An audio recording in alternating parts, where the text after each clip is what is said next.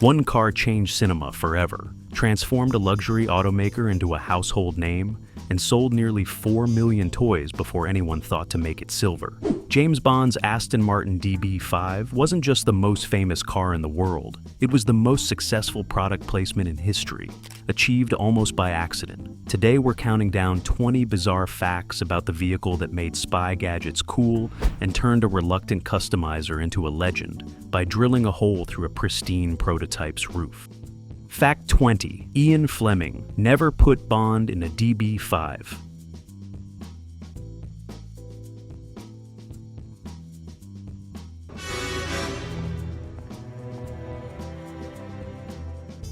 When author Ian Fleming wrote his 1959 novel Goldfinger, he equipped his fictional spy, James Bond, with an Aston Martin, but it certainly wasn't the DB5 that would later become synonymous with the character on screen. Fleming's original choice was the Aston Martin DB Mark III, a handsome but significantly less advanced predecessor that lacked the DB5's sophisticated engineering and refined styling that would eventually capture audiences' imaginations worldwide. The DB Mark III, introduced in 1957 at the Geneva Motor Show, featured the first iteration of the distinctive Aston Martin grille designed by Burt Thickpenny, a name that sounds like it belongs in a Bond novel itself, and was powered by a 2.9-liter twin-cam, 6-cylinder engine built by luxury car manufacturer Lagonda that produced 164 horsepower and 180 pound-feet of torque. While Fleming's literary Bond drove this earlier model, equipped with some basic modifications, including reinforced bumpers for ramming, a Homer tracking device, and a concealed gun compartment. The filmmakers had different ideas when adapting the story for the silver screen in 1964. Special effects expert John Steers actually persuaded Aston Martin to provide their newest model, the DB5 prototype, for filming, arguing that the more modern car would photograph better and provide audiences with something genuinely exciting and contemporary rather than a 5-year-old design that might already look dated.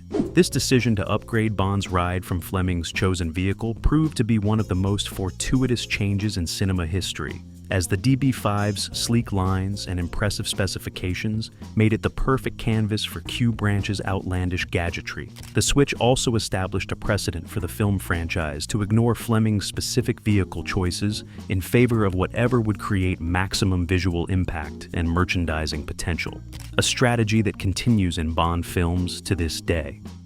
Fact 19. The hero car was actually a prototype, painted the wrong color.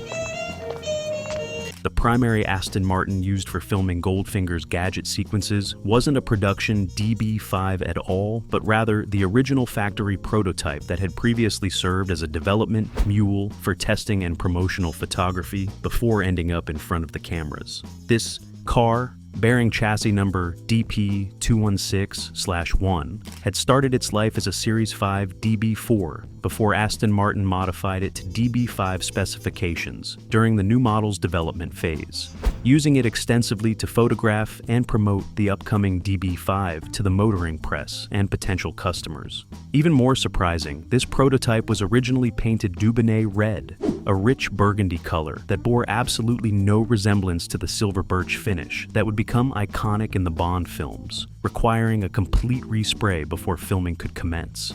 Before its transformation into the most famous movie car in the world, this same prototype had already appeared on television in episode 2.17 of The Saint, titled The Noble Sportsman, giving it an entertainment career that predated its Bond fame. The decision to use a prototype rather than a pristine production car made perfect sense from Aston Martin's perspective, as they were understandably reluctant to hand over a valuable new vehicle to be drilled, cut, and modified by a film production crew who would install everything from machine guns to ejector seats. After filming wrapped on Goldfinger and its sequel Thunderball, this hero car was returned to Aston Martin's Newport Pagnell facility, where the company stripped out all of Q Branch's expensive gadgetry and sold it as a regular DB5 with 50,000 miles on its odometer to collector Gavin Kezar, who promptly reinstalled the spy equipment at his own expense, recognizing the car's historical significance and future value. Fact 18. John Steers, was terrified to drill the first hole.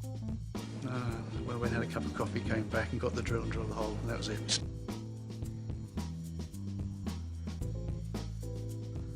Special effects supervisor John Steers, who would later win an Academy Award for his work on Star Wars and create the magical flying car in Chitty Chitty Bang Bang, recalled that the most nerve-wracking moment of modifying the DB5 came right at the beginning, when he needed to create the opening for the ejector seat mechanism in the car's roof. After carefully marking out the precise location where the hole needed to be cut and taping off the surrounding area to protect the prototype's pristine paint job, Steers found himself paralyzed with anxiety about permanently damaging this beautiful and expensive automobile that Aston Martin had reluctantly entrusted to the production. He walked away from the car, made himself a cup of coffee to calm his nerves, returned to stare at the taped outline again, and finally mustered the courage to pick up the drill and create that irreversible first hole through the roof panel of what was essentially Aston Martin's only DB5 prototype. The moment was terrifying, because once that drill bit penetrated the metal, there was no going back.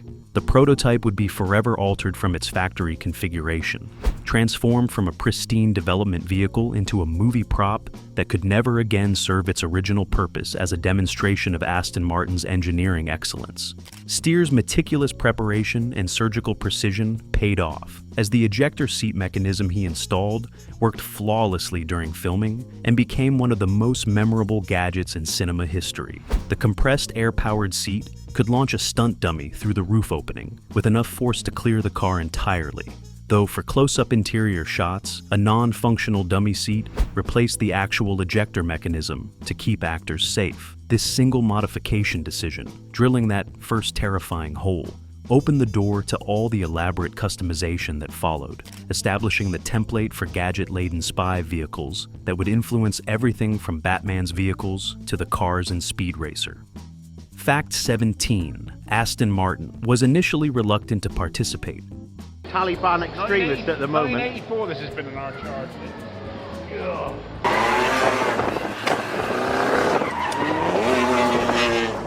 When the producers of Goldfinger first approached Aston Martin about providing vehicles for the film, the company's management was far from enthusiastic about lending their newest model to a movie production, particularly one that wanted to install weapons, cut holes in the bodywork, and generally abused their carefully engineered Grand Tourer in ways that horrified the craftsmen at Newport Pagnell. Production designer Ken Adam and special effects wizard John Steers had to work hard to persuade Aston Martin owner David Brown that the exposure from appearing in a James Bond film would be worth the risk of damaging their vehicles and potentially associating their refined luxury brand with violence and mayhem. Brown initially declined the request entirely, concerned that seeing an Aston Martin used as a weapon platform might damage the company's reputation for sophisticated British craftsmanship and elegance. But after significant negotiations and assurances from the filmmakers, he eventually agreed to loan 2 cars, the prototype for gadget installation and a standard production car for driving scenes.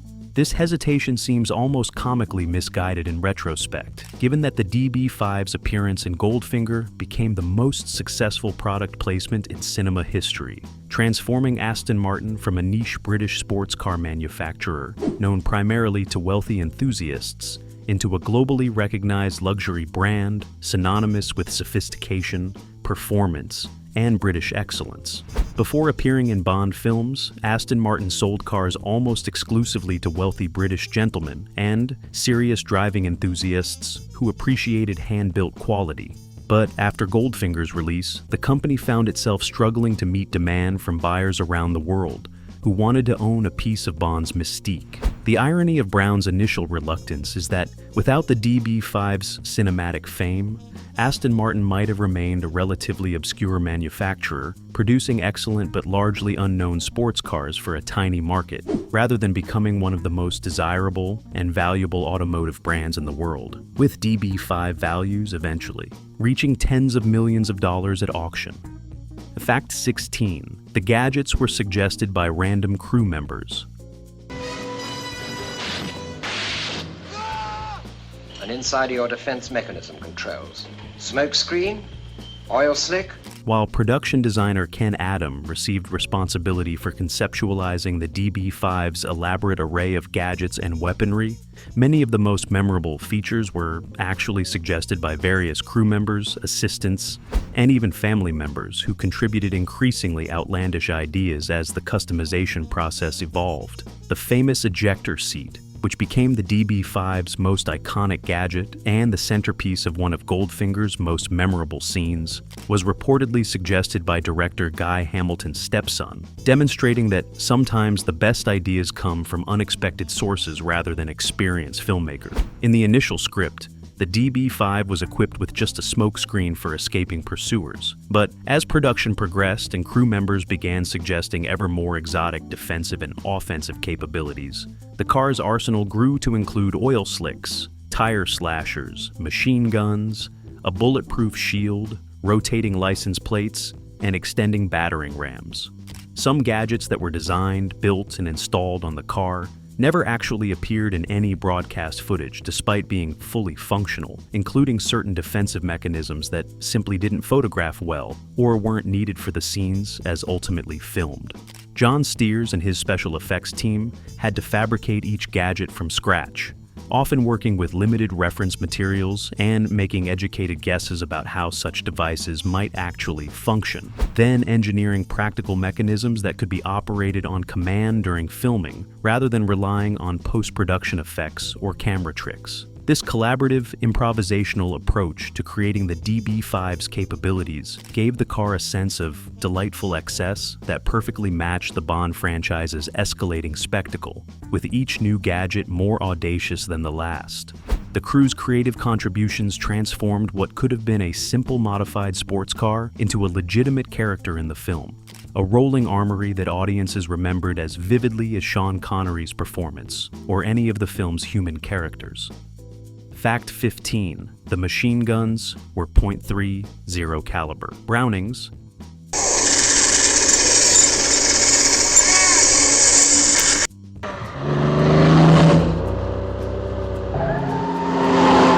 the twin machine guns that emerged from behind the DB5's front indicator lights when Bond needed to eliminate obstacles or enemies were modeled after genuine .30 caliber Browning automatic weapons, giving them an authentic military appearance that enhanced the car's credibility as a serious piece of spy equipment rather than a fantasy vehicle. These weren't just cosmetic props that looked vaguely gun-like. John Steers and his team fabricated detailed replicas that resembled actual Browning machine guns, complete with convincing barrels, receivers, and ammunition feeds that would satisfy knowledgeable firearms enthusiasts watching the film. The installation of these weapons presented significant engineering challenges, as Steers had to create mechanisms that would deploy the guns smoothly and convincingly, while maintaining the car's steering capability. Though the added hardware ultimately reduced the available steering angle to just 5 degrees, making the gadget-equipped DB5 nearly impossible to maneuver at low speeds. This severe limitation in steering meant that the hero car, with all its installed gadgetry, could only be used for straight-line shots and carefully choreographed sequences where minimal steering input was required, necessitating the second, unmodified DB5 for any scenes involving actual driving, cornering, or high-speed maneuvering through the Swiss countryside. The machine guns added approximately 100 pounds to the car's front-end weight, further compromising its handling characteristics and making it even more essential to have a lightweight stunt car available for action sequences. Despite these practical limitations, the image of those Browning machine guns emerging from behind the indicator lights became one of cinema's most enduring visuals, copied and parodied countless times in subsequent films, television shows, and even animated series like Speed Racer, which directly referenced the DB5's steering wheel-mounted gadget controls. Fact 14. 4 different DB5s were built. For the film,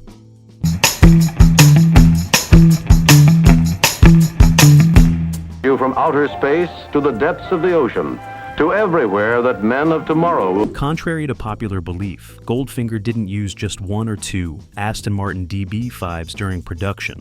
A total of 4 distinct vehicles were created for filming and promotional purposes, each with different capabilities and purposes that served specific needs during the movie's creation and subsequent marketing campaign.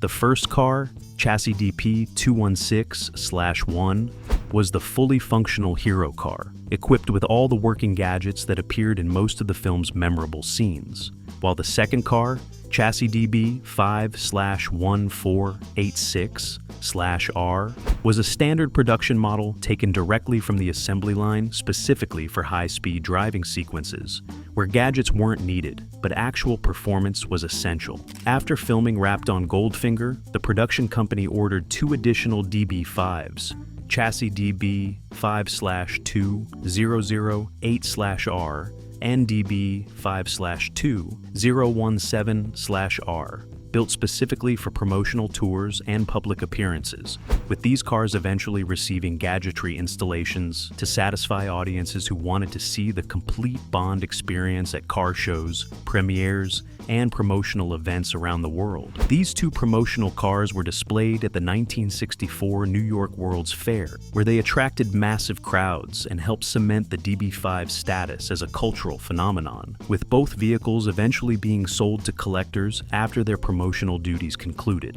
The existence of multiple cars created some confusion over the years, as various DB5s appeared at different events, and eventually changed hands through private sales and auctions, with collectors, museums, and law enforcement agencies occasionally struggling to definitively identify which car was which, based solely on external appearance. This proliferation of genuine Goldfinger DB5s has led to a cottage industry of replicas, tributes, and outright fakes, with some unscrupulous sellers attempting to pass off modified standard DB5s as original film cars, making provenance documentation and chassis number verification absolutely critical for anyone considering purchasing what claims to be a Goldfinger DB5. Fact 13. The Corgi toy was painted gold instead of silver.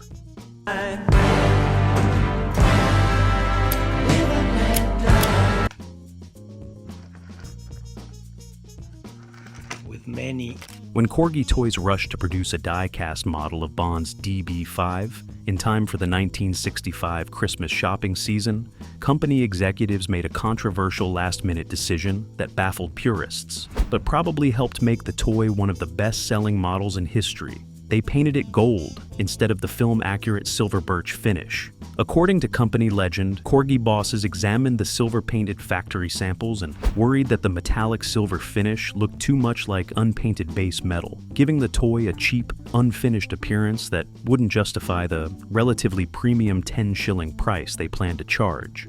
Any production delay to rework the paint scheme would have meant missing the critical Christmas shopping window entirely. So, executives made the snap decision to switch to gold enamel, reasoning that the color would make the DB5 look more special and luxurious as a toy, while also cleverly referencing the previous year's massively successful Bond film, Goldfinger itself. This pragmatic decision turned out to be commercially brilliant, as the gold DB5 became instantly recognizable on toy store shelves and in children's hands, creating a distinctive visual identity that separated the toy from the actual car in a way that enhanced rather than diminished its appeal.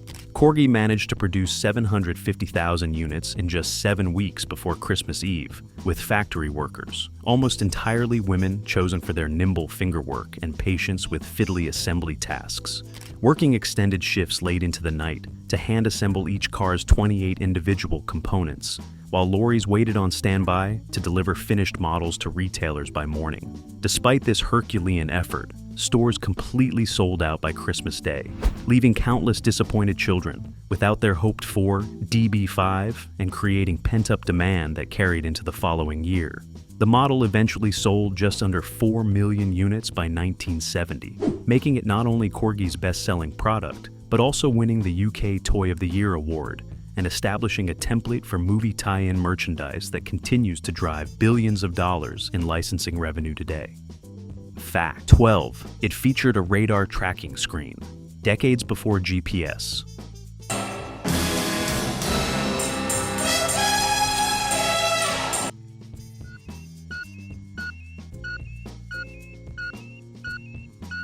One of the DB5's most forward-thinking gadgets was the hidden radar tracking screen concealed behind a metal grille in the center console, which displayed a moving map showing the location of any vehicle that Bond had tagged with his magnetic homing device, essentially providing GPS-style navigation and tracking capabilities nearly 40 years before such technology became commercially available in civilian automobiles. This tracking system, which Bond used to follow Goldfinger's Rolls-Royce Phantom III through the Swiss Alps, predated modern car GPS capability by almost 4 decades, and represented genuinely prescient futurism rather than pure fantasy, accurately anticipating technology that wouldn't become commonplace until the early 2000s. The prop screen actually displayed the real filming location when shown during the Furka Pass chase sequence, adding an extra layer of authenticity that keen-eyed Swiss viewers might have appreciated if they recognized the geography being depicted on Bond's dashboard monitor. Production designer Ken Adam and his team created this tracking display using relatively primitive 1960s technology, likely involving rear projection or carefully choreographed animation synchronized with the dialogue and action, demonstrating remarkable technical sophistication for the era's filmmaking capabilities. The homing device itself came in 2 versions according to the film's internal logic: a smaller unit that fit in the heel of Bond's shoe for personal tracking, and a magnetic version that could be surreptitiously attached to target vehicles, giving 150-mile range for following adversaries without maintaining visual contact. While Ian Fleming's original novel featured a simpler audio-based homing device that provided distance information through varying signal tones, the film's visual map display proved far more cinematically interesting and helped establish the technological sophistication that would become a hallmark of Bond gadgets throughout the franchise's 60-plus year history. Fact 11. The original hero car was stolen and missing for 25 years. 23 years, it's a wonder they even recognize it, because take a look. Under all of those clams is Ronald and Kathy Frank's Honda Accord. In one of the most audacious thefts in automotive history, the original gadget-equipped DB5 used for filming, chassis DP216/1, was stolen from a secured aircraft hangar at Boca Raton Airport in Florida on the night of June 18, 1997, and vanished completely for a quarter century, despite intensive investigations by insurance companies, police departments, and private detectives. The thieves executed a sophisticated heist worthy of a Bond villain plot, tearing a secure gate from its hinges, cutting the alarm system, and fastening a chain to the car's axle before dragging it away into the night, leaving only tire marks on the hangar floor as evidence of the DB5's passage. At the time of the theft, the car was owned by American businessman and collector Anthony Pugliese III, who had purchased it at a Sotheby's New York auction in 1986 for $275,000, a price that seems almost comically modest compared to the car's current estimated value of over $25 million. Insurance company Grundy Worldwide paid Pugliese $4.2 million to settle the claim and offered a $100,000 reward for information leading to the car's recovery.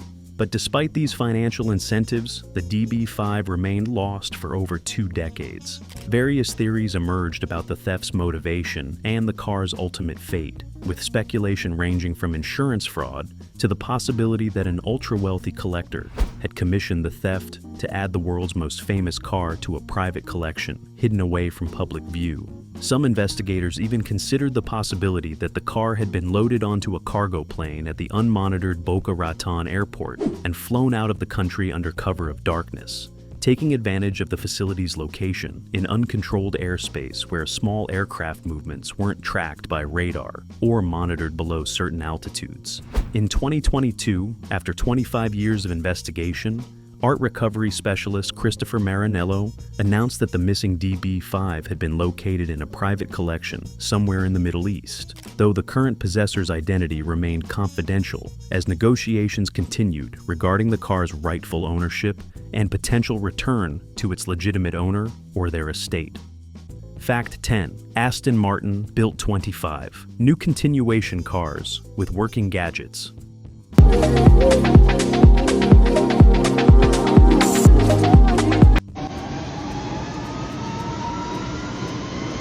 In 2020, more than 50 years after the original DB5 rolled off the production line, Aston Martin announced an extraordinary project that would have seemed impossible just a few years earlier. They would build 25 brand new DB5 Goldfinger continuation cars at their historic Newport Pagnell facility, each equipped with genuinely functional versions of the gadgets that had only existed as props in the original film. This ambitious undertaking represented the first new DB5 construction in over half a century and required Aston Martin to enlist special effects legend Chris Corbould, who had worked on every Bond film since 1977's The Spy Who Loved Me, to help engineer working versions of all Q Branch's equipment. Unlike the original film production, which had the luxury of splitting gadgets across multiple cars depending on which scenes required which features, Aston Martin's challenge was making every single gadget functional on each of the 25 continuation cars, requiring unprecedented engineering sophistication to package rotating number plates, machine guns, oil slick and smokescreen delivery systems, bulletproof shields, battering rams, and all the other equipment into a car.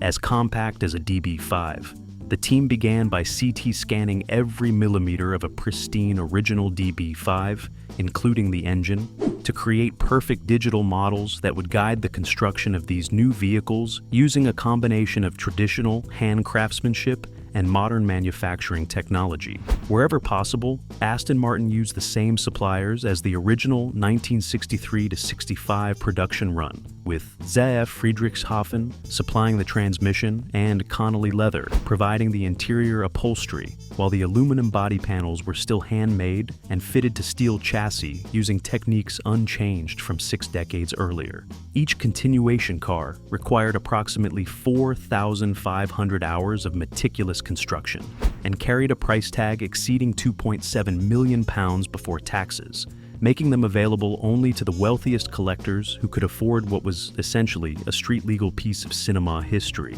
though the cars aren't technically road legal in most jurisdictions due to their extensive weaponry installations.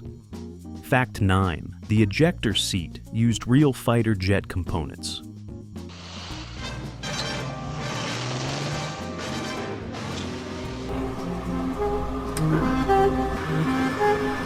According to production designer Ken Adam, the ejector seat mechanism installed in the DB5 wasn't just a clever movie prop. It was an actual ejector seat salvaged from a decommissioned fighter jet, making it a genuinely functional piece of military hardware, capable of launching a human being through the car's roof with potentially lethal force. This authentic equipment gave the gadget real weight and credibility on screen, though for obvious safety reasons, a compressed air-powered mock-up replaced the actual military mechanism during filming sequences where the seat needed to fire. The ejector seat became so iconic that it inspired one of the film's most quotable exchanges, with Bond remarking, "An ejector seat? You must be joking," only to have Q coldly reply, "I never joke about my work, 007, establishing the deadpan humor that would characterize their relationship throughout the franchise. Installing this bulky mechanism required significant modifications to the DB5's interior, with the seat taking up considerable space and necessitating the removable roof panel that steers had been so terrified to cut. The compressed air cylinders that actually powered the seat during filming had to be mounted immediately before each take and then quickly removed for safety, with stunt coordinators carefully calculating the trajectory to ensure dummy passengers would clear the car without hitting the roof's edges. Interestingly, when Aston Martin built their continuation cars in 2020, they couldn't include a functional ejector seat for legal and safety reasons, instead making the roof panel removable manually to simulate the effect. Fact 8. Sales increased by 50% after the film's release. Celebrate and offer you super savings on every new and used car in stock. Plus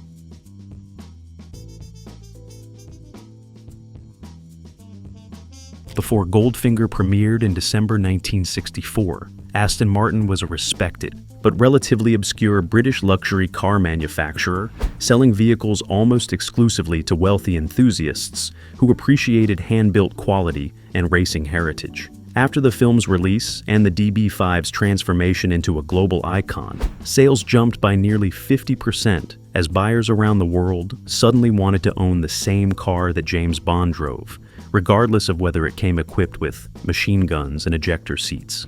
This dramatic sales increase represented one of the most successful product placements in cinema history, achieved almost accidentally since Aston Martin had initially been reluctant to participate in the film at all. The company found itself overwhelmed with orders from markets where they had previously struggled to establish a presence, with American buyers particularly eager to purchase DB5s despite the car's high price, more than double the cost of a Jaguar E-Type and comparable to what Bentley charged for their X3 sedan. The DB5's newfound fame also elevated Aston Martin's entire brand, transforming the company's image from a niche manufacturer of expensive sports cars into a symbol of British sophistication and excellence that resonated far beyond the automotive world. This halo effect extended to subsequent Aston Martin models, with the DBS6, DBS, and later cars all benefiting from the association with Bond, even when they didn't appear in films themselves. The film's description of the DB5 as the most famous car in the world became a self-fulfilling prophecy. Fact 7. The tire slashers were never strong enough to actually work. To the point where it leaks.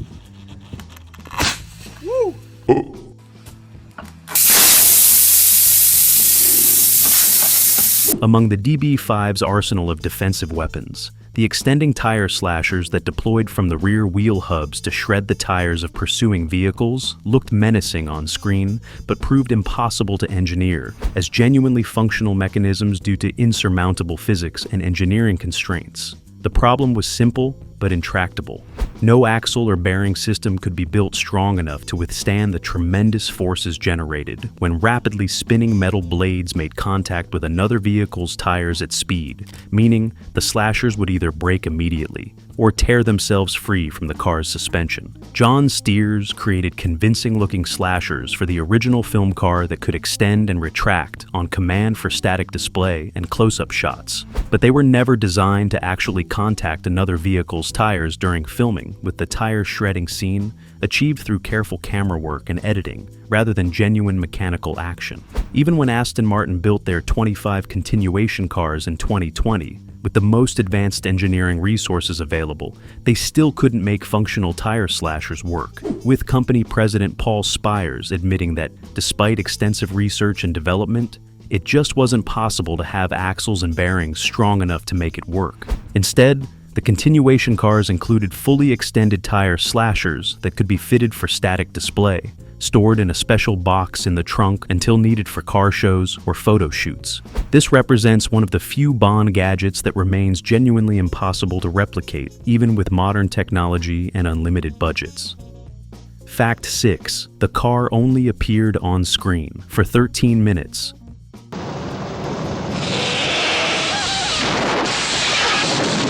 Oh, very good.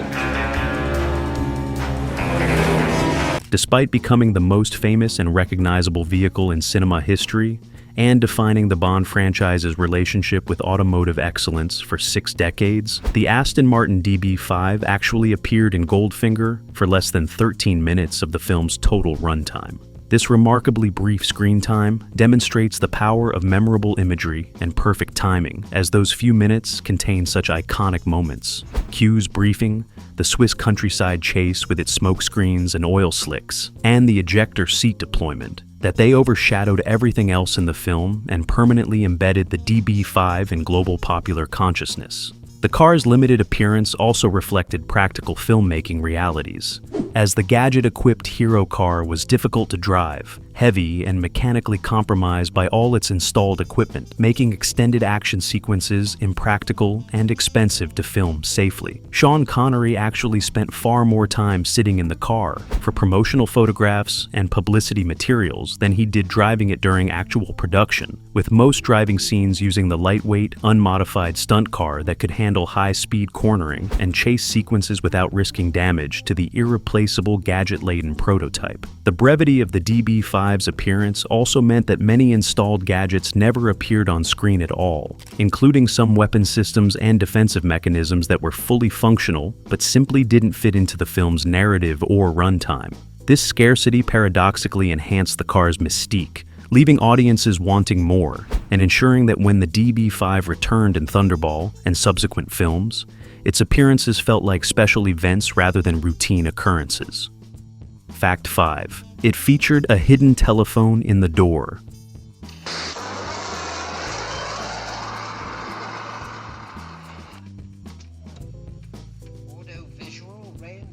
Long before car phones became status symbols in the 1980s, and decades before mobile communications revolutionized how people stayed connected while traveling, the DB5's interior featured a concealed telephone mounted in the driver's door that Bond could use to contact his office or receive updates from M and Moneypenny while pursuing criminals across the countryside. This princess phone, the sleek, compact desk telephone design popular in upscale homes during the mid-60s, represented remarkably forward-thinking product placement that anticipated mobile communications by nearly 2 decades, even though it wasn't actually connected to any functional network and served purely as a prop during filming. The phone's presence enhanced the DB5's image as a mobile command center rather than just a fast car with weapons, suggesting that Bond could coordinate with headquarters, gather intelligence, and direct operations from behind the wheel without needing to find a telephone booth or return to his hotel. In the context of the film's slightly heightened reality where Kato could build flying surveillance drones and Q-Branch could engineer rotating license plates, audiences apparently accepted that mobile telephone technology existed in 1964, demonstrating how Bond films often predicted future technologies that would eventually become commonplace. The continuation cars built by Aston Martin in 2020 naturally included updated communication technology reflecting modern capabilities, though they maintain the aesthetic of the original 60s design to preserve the car's vintage character. The door-mounted phone also influenced subsequent Bond vehicles, establishing the precedent that his cars should include sophisticated communications equipment alongside their weaponry.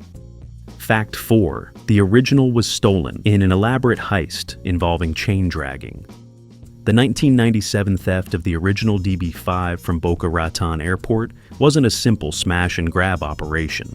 Forensic evidence suggested the thieves executed a sophisticated plan involving cutting through security gates, disabling alarm systems, and physically dragging the priceless automobile out of its locked hangar using chains attached to the car's axle, leaving distinctive drag marks on the concrete floor as the only clues to how the heist unfolded. Security was minimal at the time, with only one guard on duty overnight, and the airport's location in uncontrolled airspace not monitored by radar made it an ideal location for criminal activity, leading some investigators to theorize that the car might have been loaded onto a waiting cargo plane and flown out of Florida under cover of darkness. The fact that thieves chose to drag the car by its axle rather than simply driving it away suggests either that they couldn't start the vehicle or that they wanted to avoid any noise that might alert security, though dragging a 2.5-ton Aston Martin across concrete floor certainly wouldn't have been a silent operation.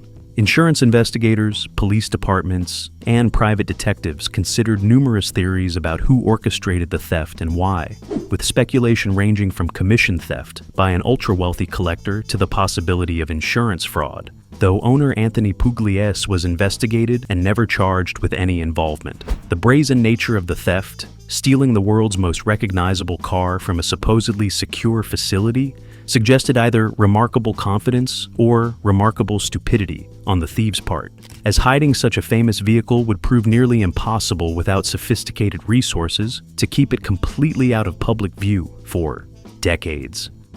Fact 3. A promotional car sold for $6.4 million. In August 2019, one of the 2 DB5s built specifically for promotional purposes rather than actual filming sold at auction for a staggering $6.4 million, demonstrating the extraordinary value that collectors place on any vehicle with legitimate connections to the Bond franchise, even if it never appeared on screen during actual production. This promotional car, chassis DB5/2008/R, had been displayed at the 1964 New York World's Fair alongside its sister vehicle to promote Goldfinger's release, giving it genuine historical significance even though it was never driven by Sean Connery or featured in any filmed sequences. The The price represented a dramatic increase from earlier sales of Bond DB5s, with the other surviving Fleming car having sold in 2010 for $4.6 million, suggesting that values were escalating rapidly as wealthy collectors competed for the limited number of authentic vehicles. Even standard DB5s without any Bond connection regularly fetch over $1 million at auction. But cars with documented ties to Goldfinger command massive premiums that reflect their cultural significance beyond mere automotive excellence. The $6.4 million sale price positioned the DB5 among the most valuable British cars ever sold, though still well below the astronomical figures commanded by the rarest Ferraris and other Italian exotics. Interestingly, if the stolen hero car ever resurfaces and sells legitimately, experts predict it could fetch over $25 million, given its status as the actual gadget-equipped car used for filming, potentially making it one of the 10 most valuable automobiles ever sold at public auction. Fact 2. It appeared in 8 different Bond films across 6 decades. While the DB5 made its debut in Goldfinger and cemented its status with a return appearance in Thunderball, the car's relationship with the Bond franchise extended far beyond those initial 60s appearances, ultimately appearing in 8 official Bond films spanning from 1964 to 2021, and becoming the franchise's most consistent vehicular presence across 6 decades of cinema. After its 60s heyday, the DB5 returned in Pierce Brosnan's GoldenEye in 1995 and Tomorrow Never Dies in 1997, establishing that regardless of which actor portrayed Bond or what modern vehicles Q branch might provide, the classic Aston remained his signature ride.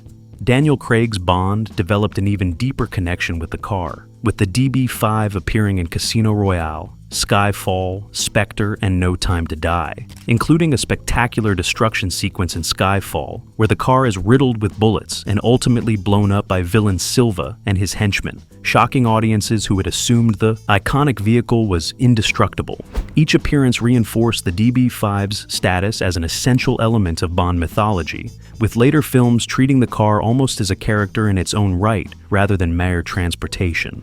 The car's recurring presence across different eras and actors created continuity in a franchise known for reinventing itself, giving audiences a touchstone that connected Sean Connery's 60s Bond with Daniel Craig's modern interpretation. This longevity surpassed every other vehicle in the franchise, with even other Aston Martins like the DBS and VT-Well Vanquish appearing only briefly before being replaced by newer models, while the DB5 remained eternally relevant. Fact 1. The Corgi model remains their best-selling product after 60 years. Mobile is poised on the brink of disaster. Phew, thank goodness for the Corgi. It was only made for a few months, so it's pretty rare. It's hard to find this one, really hard to find.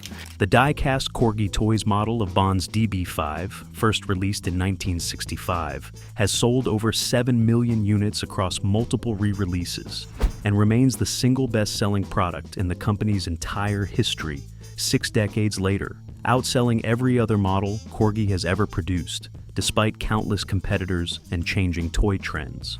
This remarkable commercial longevity demonstrates that the DB5's appeal transcends generations, with grandparents who owned the original gold version now buying updated silver versions for their grandchildren, creating a multi-generational connection to Bond's automotive icon that few toys can match. The model won the UK Toy of the Year award in 1965, after selling nearly 4 million units in just its first 5 years of production, with toy shops reporting that shelves were cleared within minutes of receiving new shipments as parents desperately sought the must-have Christmas gift. Corgi has revised and updated the model numerous times over the decades, initially releasing a silver version in 1968 that corrected the original's gold paint scheme, then adding new features like revolving number plates and updating the scale to match different product ranges. The toy's working features, the ejector seat that actually launches a tiny plastic bad guy through the spring-loaded roof panel, the bulletproof shield that rises from the trunk, and the extending machine guns that pop out from behind the headlights made it far more interactive and engaging than static model cars, teaching an entire generation that toys could be both collectible and playable. Even competitors like Lego eventually created their own DB5 construction set in 2018, with 1,290 pieces, demonstrating that 60 years after Goldfinger's release, the car's merchandising potential remained undiminished and its cultural relevance unquestioned.